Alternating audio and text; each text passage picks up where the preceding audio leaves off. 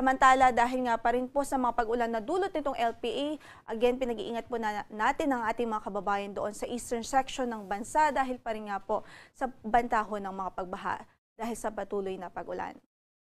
In-effect pa rin ang ating weather advisory as of 5 a.m. today at posible ang 50 to 100 millimeters of rainfall dito nga po sa Catanduanes, Sorsogon, Northern Samar at Eastern Samar dulot ng low pressure area. Samantala, gayon din, posible din ang 50 to 100 millimeters of rainfall today dito sa Palawan, Antique, maging sa Negros Occidental at Negros Oriental.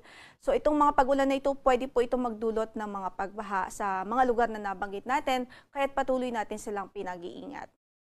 Samantala, bukas, pwede pang tumindi ang mga pag-ulan na dulot ng habagat.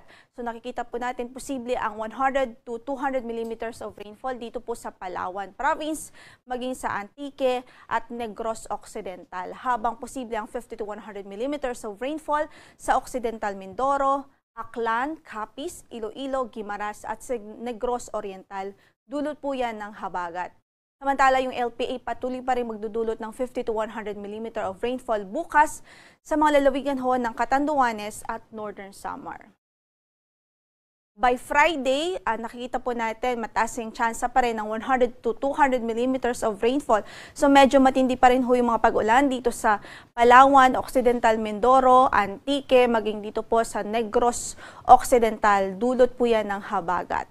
Habang 50 to 100 millimeters of rainfall ang pwedeng maranasan by Friday sa Batanes, Apayao, Cagayan, sa Isabela, Pangasinan, Zambales, Bataan, dito sa Metro Manila, Cavite, Batangas, Oriental Mindoro, Marinduque, Romblon, Aklan, Capiz, Antique, Iloilo, Guimaras at maging sa Negros Oriental.